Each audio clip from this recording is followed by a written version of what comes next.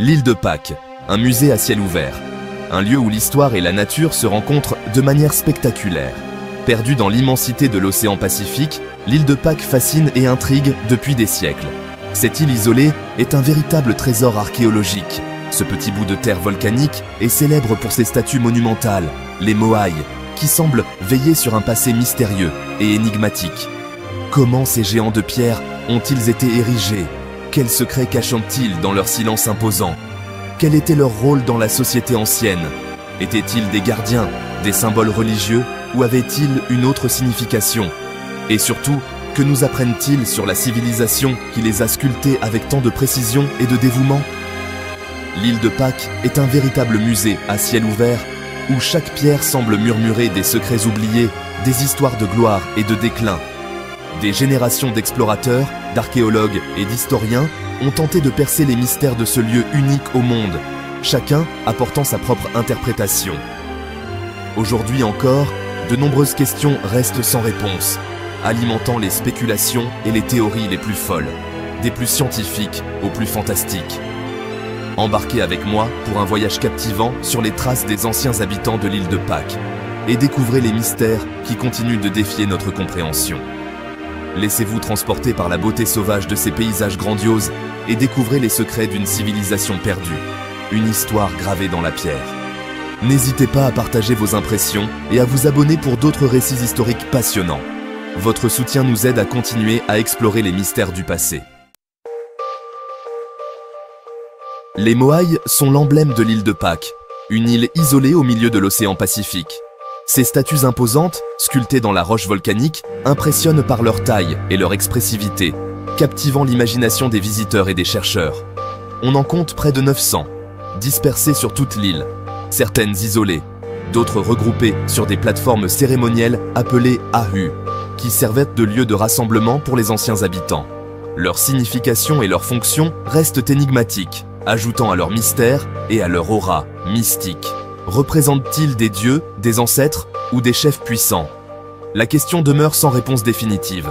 Certains chercheurs pensent qu'ils servaient à protéger l'île des mauvais esprits, tandis que d'autres y voient des symboles de fertilité ou de pouvoir, reflétant les croyances et les traditions de la société polynésienne.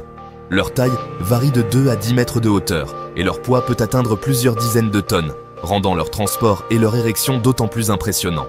On imagine aisément le travail colossal que leur construction a nécessité, d'autant plus que les anciens habitants de l'île de Pâques ne disposaient que d'outils rudimentaires, rendant leur accomplissement encore plus remarquable et fascinant. L'île de Pâques, également appelée Rapa Nui dans la langue locale, est l'un des endroits les plus isolés du monde. Cette île mystérieuse, perdue au milieu de l'océan Pacifique, a toujours fasciné les explorateurs et les chercheurs. Située à plus de 3500 km des côtes chiliennes, elle fut colonisée entre le VE et le Xe siècle de notre ère par des navigateurs polynésiens. Ces marins intrépides ont bravé les vastes étendues océaniques, guidés par les étoiles et les courants marins. Ces hommes et ces femmes courageux ont traversé l'océan Pacifique à bord de pirogues, emportant avec eux plantes, animaux et savoir-faire. Leur voyage épique est un témoignage de leur résilience et de leur détermination à trouver de nouvelles terres. Ils ont débarqué sur cette île volcanique et y ont fondé une nouvelle civilisation, isolée du reste du monde pendant des siècles. Les premiers colons ont dû s'adapter à un environnement difficile, façonné par des éruptions volcaniques et des vents puissants. La culture Rapa Nui s'est développée dans un isolement presque total, donnant naissance à une langue, des croyances et des traditions uniques. Chaque aspect de leur vie quotidienne était imprégné de spiritualité et de respect pour la nature. Leurs sculptures monumentales, les Moai, témoignent de leur ingéniosité et de leur sens artistique exceptionnel. Ces statues colossales, taillées dans la roche volcanique, continuent de captiver l'imagination des visiteurs du monde entier. Comment les anciens habitants de l'île de Pâques ont-ils réussi à sculpter, transporter et ériger ces statues monumentales? Ce mystère a longtemps intrigué les chercheurs, suscitant de nombreuses théories et hypothèses. La théorie la plus probable est que les Moai ont été taillés dans la roche volcanique du cratère Rano Raraku, à l'aide d'outils en pierre basaltique. On peut encore observer sur place des statues inachevées, témoins de l'interruption brutale de leur fabrication. Une fois sculptés, les Moai étaient déplacés sur des rondins de bois, utilisés comme des rouleaux. Des expériences archéologiques ont démontré la validité de cette technique, qui nécessitait la participation de dizaines, voire de centaines de personnes.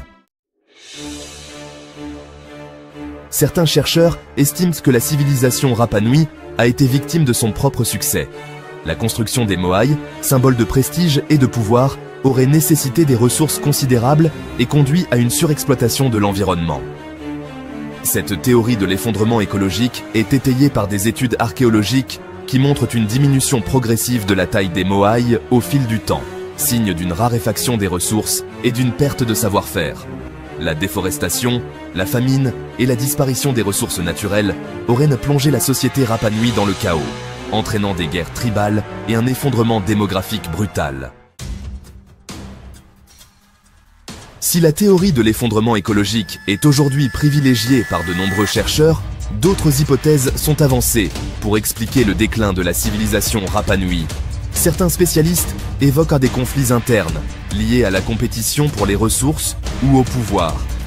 La construction des moaïs, symbole de prestige, aurait pu exacerber les rivalités entre les différents clans de l'île. Des guerres tribales auraient alors éclaté, affaiblissant la société Rapa Nui et la rendant plus vulnérable aux catastrophes naturelles ou aux épidémies. Des traces de violence ont été retrouvées sur certains sites archéologiques, notamment des crânes brisés et des pointes de lance. Ces découvertes, bien que fragmentaires, suggèrent l'existence de conflits violents au sein de la population Rapa Nui.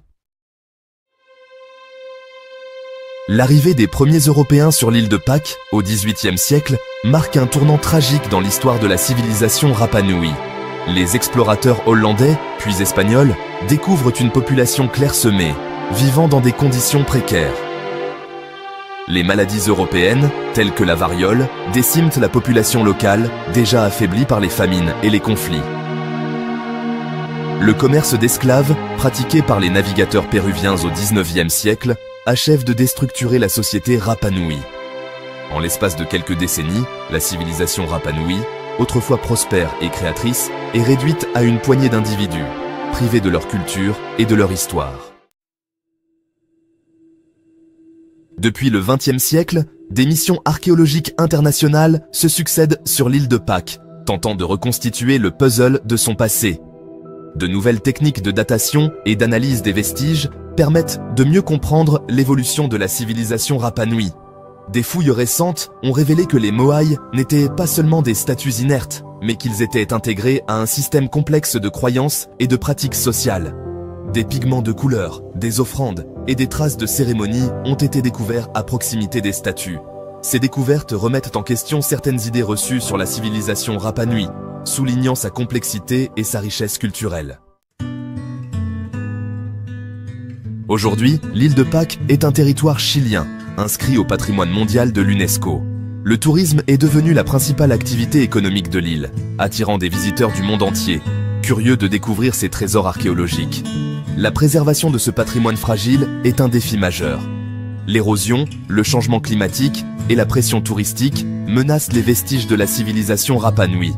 Il est crucial de trouver un équilibre entre le développement économique et la protection de ce lieu unique au monde. L'île de Pâques nous rappelle la fragilité des civilisations et l'importance de préserver notre environnement. Puisse-t-elle continuer à fasciner et à inspirer les générations futures. Malgré les nombreuses recherches et les découvertes archéologiques, l'île de Pâques conserve sa part de mystère. De nombreuses questions restent sans réponse, alimentant les spéculations et les théories les plus folles. Quel était le véritable rôle des moaïs? Comment les anciens habitants de l'île ont-ils réussi à les transporter sur de si longues distances? Quelles sont les causes exactes de l'effondrement de leur civilisation? L'île de Pâques, ce petit bout de terre perdu dans l'immensité de l'océan Pacifique, continue de fasciner et d'intriguer. Elle nous rappelle que l'histoire est un puzzle complexe, dont il nous reste encore beaucoup de pièces à assembler.